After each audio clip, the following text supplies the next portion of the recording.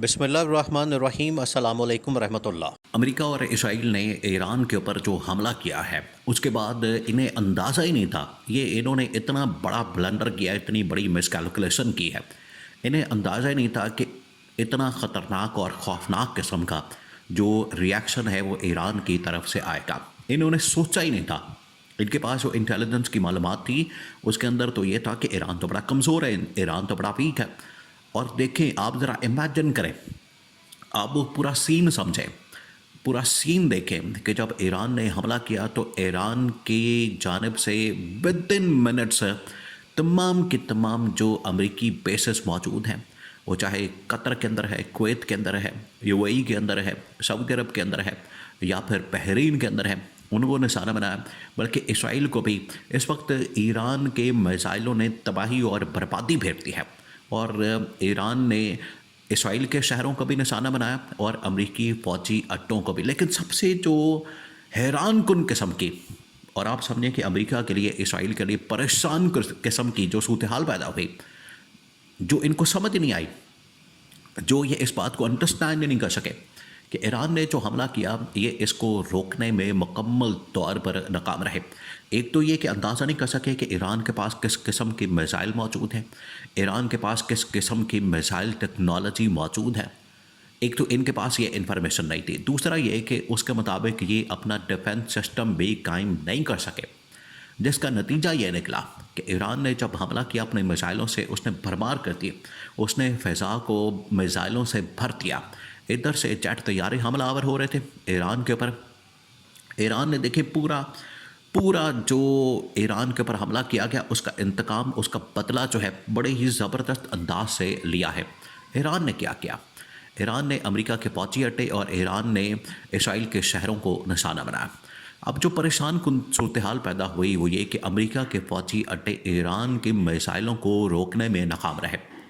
یعنی جو بھی میزائل ایران کی جانب سے امریکہ کے فوجی اڈوں پر آ رہا تھا،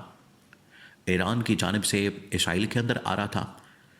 اسرائیل کا آئرن ڈوم، اسرائیل کی میزائل ٹیکنالوجی جو اس کو کاؤنٹر کرنے کے لیے ان کا جو ڈیفنس سسٹم ہے، ان کا جو دفاعی نظام ہے، اور امریکہ کے فوجی اڈوں پر موجود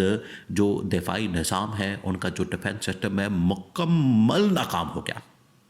یہ ان کے لیے سب سے حیران کن چیز تھی، کیونکہ پہلے وہ اس کو انڈرسٹینڈ ہی نہیں کر پائے، اس کی کیلکولیشن ہی نہیں کر پائے کہ جو ایران کے پاس ٹیکنالوجی موجود ہے، ایران کے پاس جو اس حوالے سے میزائل کی ٹیکنالوجی موجود ہے وہ کس قسم کی ہے۔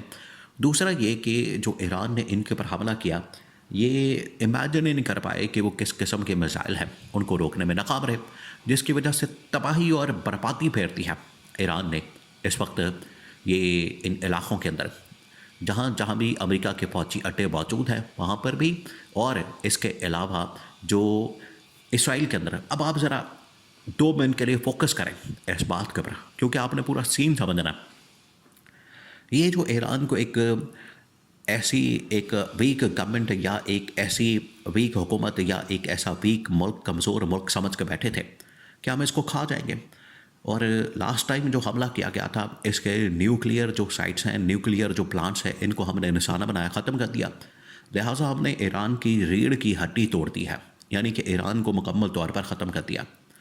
آج دیکھیں ایران کے جو ٹاپ کے لیڈرز ہیں، آیت اللہ خامنائی، اس کے علاوہ بڑے بڑے ان کے جو سائنسدان ہیں، بڑے بڑے جو ان کے نیوکلیئر سائنٹسٹ ہیں، اس کے علاوہ جو ان کی ٹاپ ملٹری سول لیڈرشپ ہے، اتنے لوگوں کو مارنے کے باوجود ایران ڈٹ کر مقابلہ کر رہا ہے، اور ایران 1 انچ بھی پیچھے ہٹنے کے لیے، 1 انچ بھی رتی برابر بھی جھکنے کے لیے، اور ان کے ساتھ مذاکرات کرنے کے لیے، بات کرنے کے لیے، اور ان کے سامنے سرنڈر کرنے کے لیے تیار نہیں ہے۔ یہ ہے ایران کی وہ طاقت، وہ پاور۔ ایک تو ان کے اندر جو ایمان کی طاقت ہے، ایمان کا جذبہ ہے،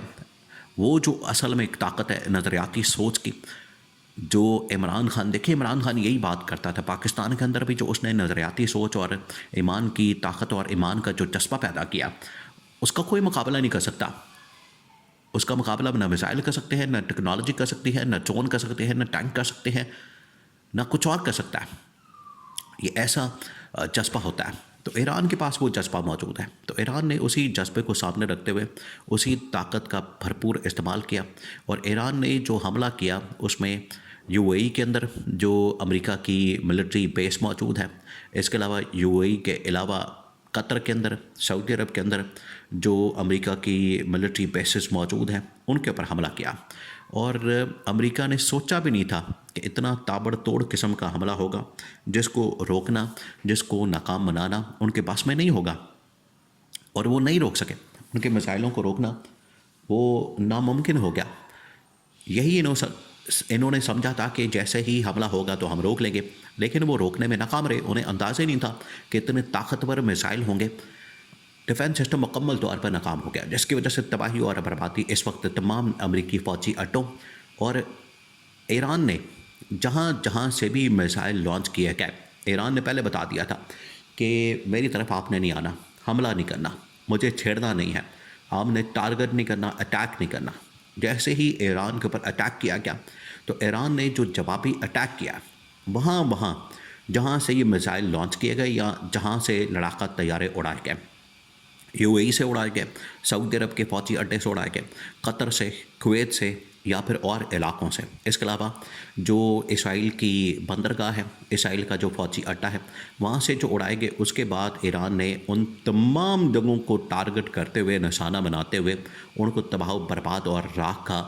ڈھیر بنا دیا ہے۔ اب وہاں پر اتنی بھی سخت نہیں، وہاں پر لوگوں کے اندر اتنی بھی ہمت نہیں، وہاں پر لوگوں کے اندر اب اتنی بھی طاقت نہیں ہے کہ وہ کسی طرح سے مقابلہ کر سکیں یا ایران کو کسی طرح سے زیر کر سکے یا ایران کو کسی طرح سے جھکنے پر مجبور کر سکے۔ ان کا تو یہ خیال تھا کہ آپ ایران کے اوپر حملہ کریں گے، 24 گھنٹوں کے اندر ان کی جو لیڈرشپ ہے ساری ختم کر کے اور سب کچھ ختم ملیا میٹ کر کے، تباہ و برباد کر کے، ایران کو ہم معافی مانگنے پر ایران کے اندر ہم رجیم چینج آپریشن بھی کر دیں گے، اور ایران کی عوام کو، ایران کی لیڈرشپ کو، ایران کی ملٹری اور جو سول لیڈرشپ ہے ان کو جھکنے پر مجبور کر دیں گے۔ لیکن ایسا نہیں ہوا، ایران ڈٹ گیا،